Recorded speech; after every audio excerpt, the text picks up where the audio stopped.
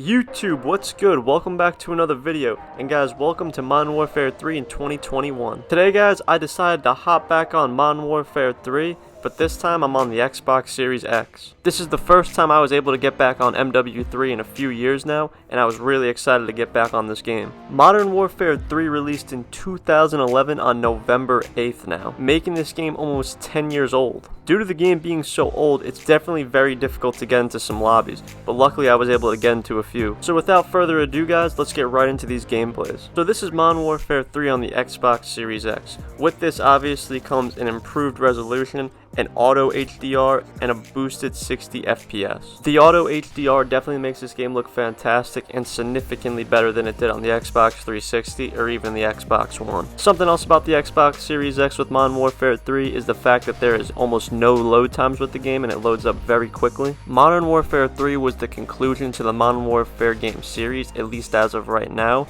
so that's why it was a big game when it came to the campaign. So this game definitely was a crucial part to the Modern Warfare game series, and honestly was a fantastic game overall, especially when it came to multiplayer and even special ops. As I mentioned earlier, this game is definitely very difficult to get into a lobby. The game appears to think that there's hundreds of thousands of players on from the lobby menu, but unfortunately that's just not the case at all. You guys will notice that I have some 2v2 gameplay in the background, and this was the only game mode that I was really able to get into a lobby on. But if any of you guys ever had the opportunity to play these, they were definitely a lot of fun. As you guys can see, it's just a basic 2v2 domination game. You can relate this 2v2 game mode to the gunfighter within Modern Warfare and in Cold War, but with this game mode you were able to pick your own class setups, as well as it was different game modes, as you guys can see. Some of the other game modes that you guys were able to get within the 2v2 playlist besides domination was search and destroy, team deathmatch.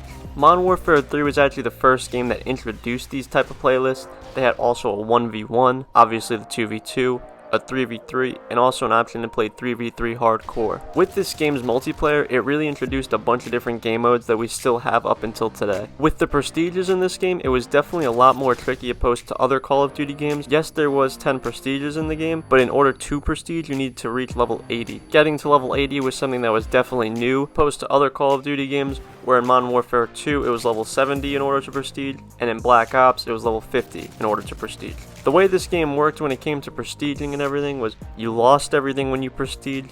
I know that sounds pretty crazy if you didn't play these games, because nowadays when you prestige you keep everything, as in camos, attachments, the level of your gun.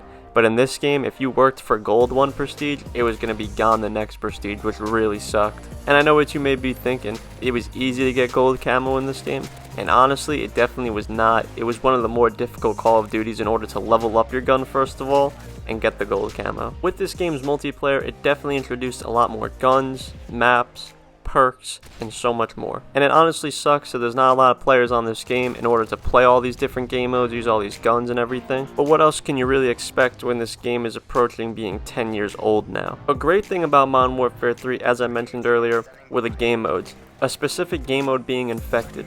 Infected has been brought back in a lot of Call of Duties. If you guys didn't play it in Modern Warfare 3, I'm sure you played it in Modern Warfare. Essentially all it is where one person out of like 24, I believe it is, starts as infected, and as they kill people, more and more people come infected. It was definitely a game mode where a lot of people tried to go for a nuke, and it was a lot of fun. For obvious reasons, there's a lot of people running around with knives only, so you have an advantage if you're not infected. Overall, it was definitely one of the most, and probably still is to this day, one of the most chaotic game modes in Call of Duty. Modern Warfare 3 definitely still holds up its end. For those of you that played this game, I'm sure you could agree.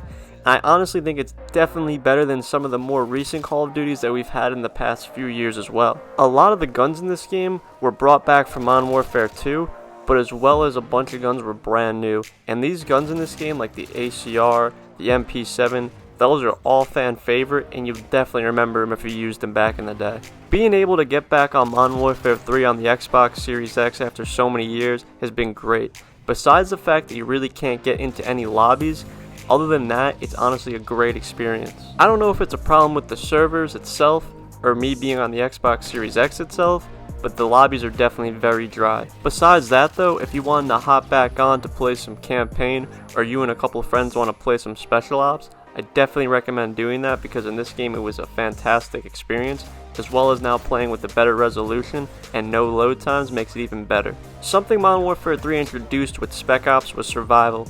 Survival in this game was honestly a fantastic game mode and a lot of fun to play. You can relate it to zombies, just with no zombies and they're just people, but you were able to save up points, buy things at the buy station, set up camp with sentry guns and whatnot. It was a lot of fun to play with your friends. You were able to buy attachments for your weapons, buy different kill streaks, and a whole bunch of other things in order to take down hordes of people just coming at you. Another great thing about this game were the streaks. The kill streaks in this game were awesome. They also provided a bunch of different ones as well. Something they also offered was the support and the assault.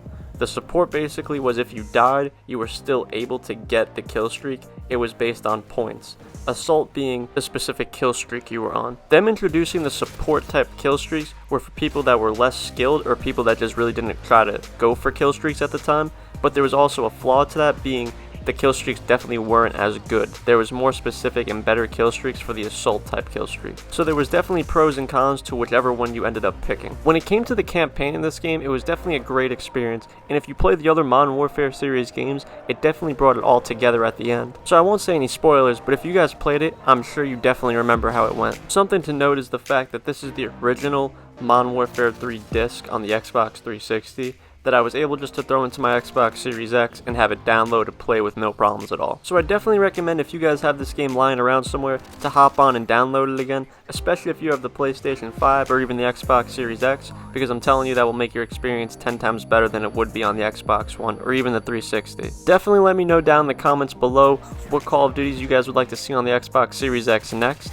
I've already released a few of them, so definitely check them out if you're interested. With all that being said, if you guys did go on to enjoy today's Modern Warfare 3 video, definitely drop a like down below and consider subscribing to see some more Call of Duty content. I've dropped a bunch of other older Call of Duties on the Xbox Series X if you guys are interested in that and are curious of how they look and still play to this day. So I'm going to have that playlist linked down below if you guys are interested in checking that out for yourselves. So I definitely recommend going to download Modern Warfare 3 again if you guys have it lying around and have an next-gen console, because honestly is a great experience. With all that, guys, I'll see you in the next one. Peace.